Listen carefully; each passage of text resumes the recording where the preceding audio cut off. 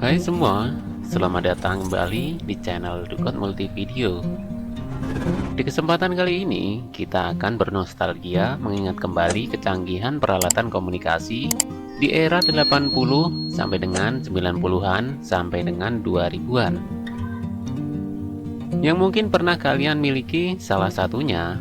Sebelum kita mulai menjelajah ke masa lalu, silahkan berikan dukungan kalian untuk channel ini dengan cara like, share, komen, dan subscribe. Dan mari kita mulai.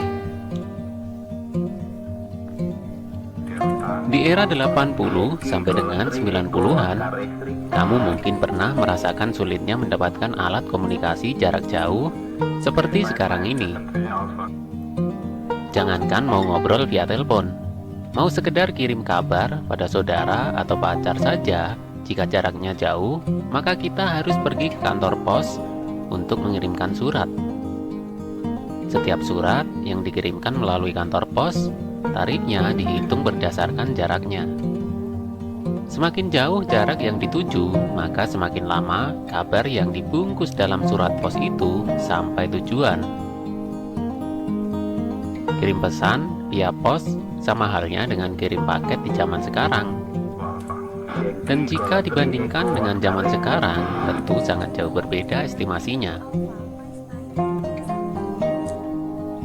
Anak muda tahun 80-an sampai dengan 90-an, mereka akan merasa keren apabila di rumahnya memiliki alat komunikasi radio amatir, atau biasa disebut dengan radio break. Kalau mengingat hal ini, serasa hidup melayang kembali ke tahun 80 sampai dengan 90-an. Masa yang begitu menyenangkan saat belum banyak teknologi dan komunikasi seperti sekarang ini. Sebagai seorang pelajar SMA di era 80 sampai 90-an, untuk mendapatkan radio HT sekelas IC 2N sangatlah susah. Bukan mencari radionya, tapi harganya yang tidak masuk di kantong seorang pelajar. Jadi, untuk mensiasati hobi komunikasi paling hanya lewat intercom dari hasil modif radio AM atau FM portable.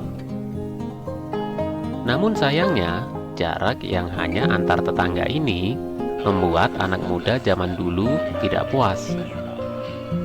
Apalagi tiap malam selepas belajar, kegiatan nguping di radio SW terus berlangsung.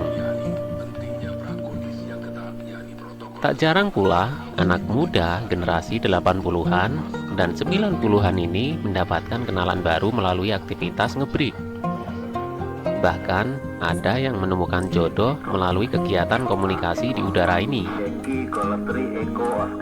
Buat kamu yang mengalami masa muda di generasi 90-an, kamu akan menjadi super gaul jika memiliki alat komunikasi via radio amatir ini.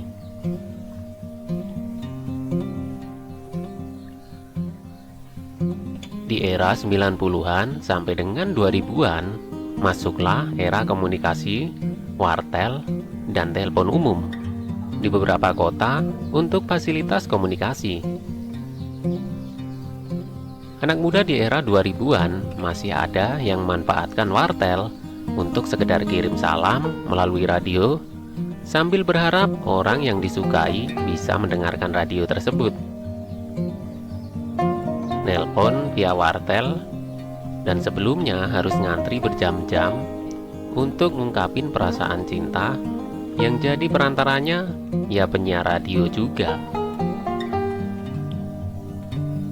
Itu pun orang yang disukai belum tentu mendengar apa yang disampaikan di radio. Anak muda era 90-an sampai dengan 2000-an sudah banyak menyerap trendsetter dari hiburan televisi. Namun, di masa itu, perbedaan cara bergaya orang yang tinggal di kampung akan terlihat berbeda dengan di kota.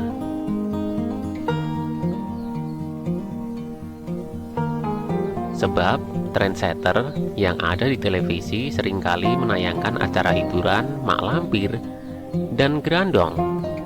Jadi, anak muda di masa itu cenderung mengikuti gaya klasik untuk bergaya di masa itu. Maka tak heran, anak muda generasi 90-an sampai dengan 2000-an akan sangat familiar sekali dengan ajian Rengka Gunung.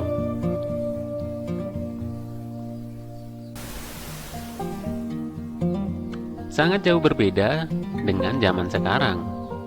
Jika orang kota sedang tren berpakaian dengan baju kurang bahan atau cara berbicara yang agak sedikit berbeda, maka orang kampung akan cepat mengetahui setiap perubahan cara bergaya dan dengan cepat bisa mengikutinya.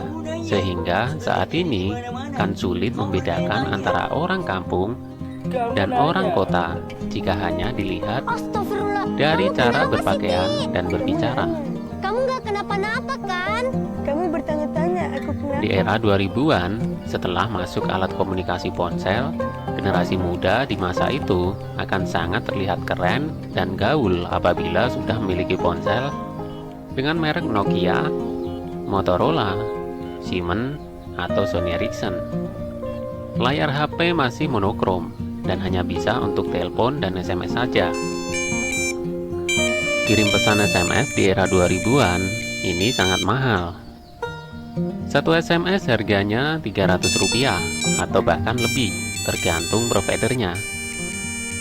Satu SMS berisi 160 karakter, maka tak heran jika anak muda tahun 2000-an ini saat kirim SMS sering menggunakan singkatan kalimat untuk menghemat jumlah karakter agar tidak lebih dari 160 karakter. Berbeda dengan zaman sekarang, kita bebas kirim pesan sesuka hati kita via WhatsApp tanpa membatasi jumlah karakter. Di era 2000-an, nada SMS saja diganti nada yang paling panjang, agar di saat ada teman atau orang yang mengirim pesan ke ponsel kita, bunyinya terlihat seperti menerima telepon. Maklum saja, tarif telepon di era 2000-an ini sangat mencekik. 1 menit saja untuk telepon akan dikenai biaya sebesar Rp4.000. Maka dari itu, jika ada teman yang meminjam untuk telepon sering lupa waktu, yang bengep ya si pemilik ponsel. Untuk berkomunikasi lebih lama menggunakan ponsel di era 2000-an, maka kita harus rela begadang sampai lewat jam 12 malam. Itu karena setelah jam 12 malam, tarif yang lebih murah diberlakukan untuk telepon 1 menit Rp400. Makanya, tidak heran apabila di era 2000-an, kita sering melihat anak muda duduk sendirian sambil ngobrol di telepon di tengah malam, bagaikan mojok sama kunti. Penyebabnya ya tarif telepon yang diberikan operator seluler murahnya setelah larut malam, bahkan sampai pagi. Maka tak heran juga banyak anak muda di tahun 2000-an yang suka ngalong, sebutan yang pantas diberikan buat anak muda yang betah teleponan dari larut malam sampai pagi. Nah, itulah tadi teman-teman video nostalgia dari era 80-an, 90-an sampai dengan 2000-an. Semoga video ini bisa menghibur dan bisa menambah wawasan kita semua. Jangan lupa untuk mendukung channel ini dengan cara like, comment, share, dan subscribe. Dan sampai jumpa di video berikutnya.